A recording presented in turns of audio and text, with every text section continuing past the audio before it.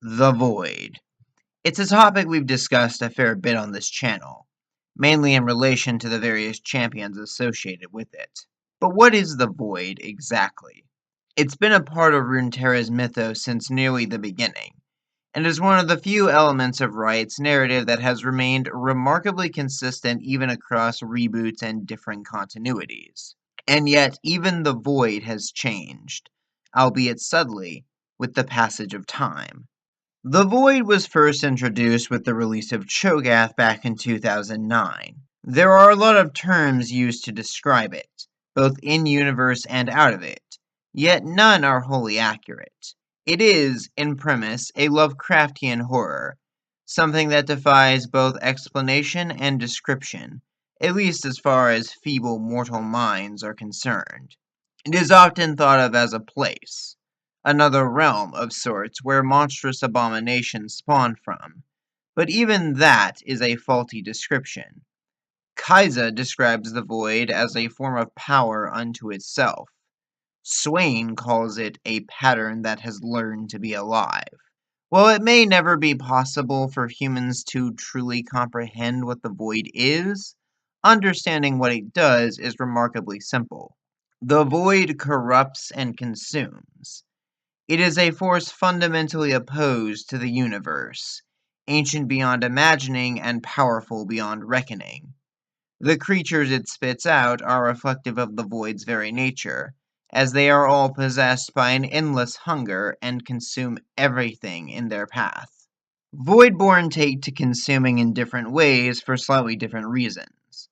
Cho'Gath, for example, simply grows larger the more he eats. Kha'Zix, however, takes on the traits of any organism he consumes to copy their most useful abilities, almost like a Kirby that can stack powers. Vel'Koz operates under a less literal hunger for knowledge, disintegrating things to break them down and study their base components and inner workings. In some form or another, these monsters all exist to devour until there's nothing left to devour. Of course, the Voidborn were but a prelude to something far worse. After all, you can't throw a Lovecraftian inspiration into your work without some kind of outer god equivalent. The first hint we got of this came from Kog'Maw's taunt. Terror coming, daddy coming. Whatever this daddy referred to was undoubtedly something far worse than any Voidborn champion we'd ever seen. A being whose very presence would doubtless drive mortals mad. Of course, for many years, such an entity would only be vaguely alluded to. The idea that there was something worse lurking in the depths of the void, an indescribable terror that would likely result in the world's inevitable destruction if it ever managed to claw its way to the surface. Well, better to leave such things to the audience's imagination, right? After all, if such a thing ever did arrive on Runeterra, it would likely serve as a capstone to the entire Void storyline, an endgame of sorts to work towards. However, as time went on, we slowly got more and more details about what such an entity, or entities, may be like. Probably our first real glimpse is in Aurelian Soul's short story. In it, Saul is called to seal a massive void rift in the skies above Targon, one larger and more potent than anything we'd ever seen before. While the aspects struggle to hold off the legions of monsters pouring out of the rift, something else is working its way through. Saul himself comments, albeit through internal monologue, that he can sense a presence on the other side of the rift, something leagues above the chittering insects Targon is accustomed to. For just a moment, this ancient dragon, who literally forges stars and can destroy entire planets with minimal effort, feels threatened. He knows that the entity on the other side is a being not to be taken lightly, though Saul is just as quick to try and establish his place in the celestial hierarchy by blasting this entity with a supernova.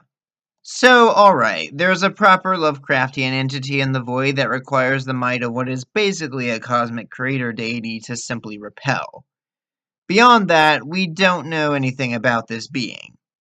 fear of the unknown, but with enough implications to establish a threat well beyond the scope of pretty much any other antagonist on Runeterra.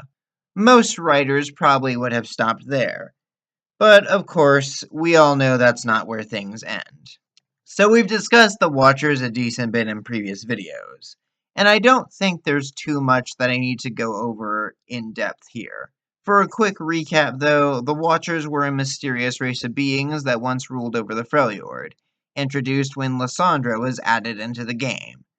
We basically knew nothing about them for a long time except that they were overthrown and chucked into the Howling Abyss. The only other info we ever got about them was a constellation showing us a rough idea of what a Watcher may look like in Bard's teaser. Flash forward many years later, and the Watchers were retconned into being, essentially, the Masters of the Void. They are creatures that predate existence itself, who drifted in the vast sea of oblivion with no concept of anything, really. They weren't even self-aware enough to acknowledge their own existence. That all changed when the universe was born, bringing with it disparity and comparison. These ancient beings didn't really like that. All the heat, noise, light, and most of all sense of identity stirred them from their ignorant but blissful existence into the not space that they occupied. Unfortunately for them, these entities couldn't just invade and destroy reality. Existence was as incomprehensible and hostile to them as the void is to living things, ironically enough. So those creatures had little choice but to become observers, to become the Watchers. They studied the universe, learning to adapt and corrupt its very essence in an effort to eventually destroy it. The Watchers even figured out how to craft bodies for themselves that would make a proper invasion possible. Eventually, they formed a pact with Lysandra, who chickened out at the last minute and trapped them all in a giant block of ice right as they were about to invade and destroy Runeterra. So, there's two ways you can look at this. On one hand, the greater entities residing in the Void have now been properly shown and explained, even getting official artwork in Legends of Runeterra. We now know more or less what they are and what they want, which kind of goes against the whole premise of them being unknowable. On the other hand, it's pretty clear that the Watchers are now taking a lot of inspiration from Cthulhu.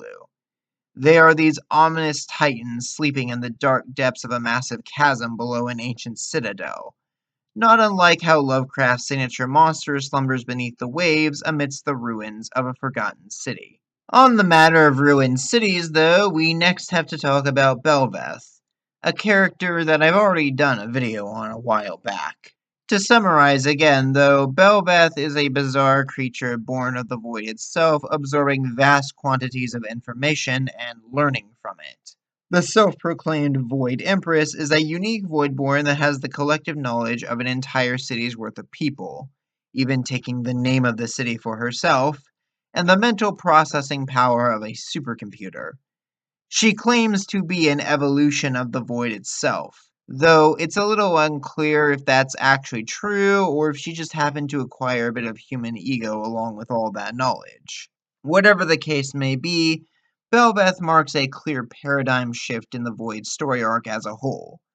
She views the Watchers as her enemies, as she actually wants to take over all of existence rather than reduce everything to a blissful oblivion. Malzahar has even been retconned into being her servant, and there even appears to be a split in the Void itself now thanks to her emergence. While most Voidborn in-game have largely been depicted as insectoid in some fashion, Belveth's spawn boasts a lot of deep-sea imagery, as if the H.P. Lovecraft inspirations weren't obvious enough already. But this is where I feel like a lot of problems start to arise. The Void has always gone out of its way to evoke themes and visuals of the cosmic horror genre.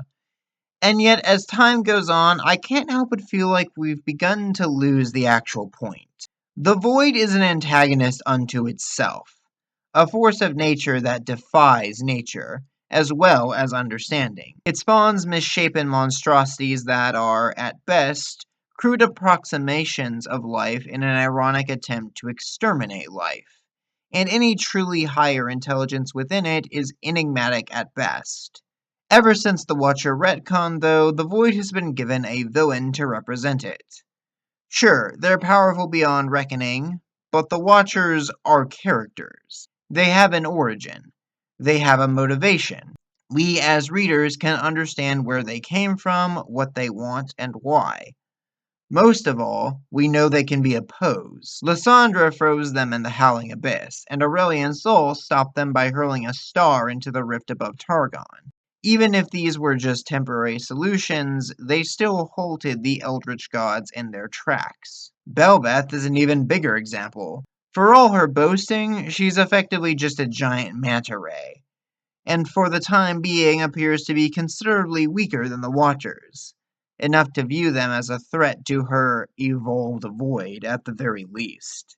She is, nonetheless, a big bad made to represent the void as a whole, not unlike how Viego represents the Shadow Isles. I don't necessarily think defeating Belveth will solve the problem in its entirety, but it's clear that if Riot ever does a big Void event reminiscent of Rise of the Sentinels, although hopefully not a trash fire this time, beating the Void Empress will probably be the main goal. I suppose my point is that I can't help but feel like giving the Void a final boss to beat feels antithetical to the whole concept. Like, as cool as it is to save the day by punching Cthulhu in the face, the end goal should realistically be stopping Cthulhu from ever showing up in the first place. But what do you all think? How do you feel about the direction the Void storyline has taken? And where would you like to see it go in the future?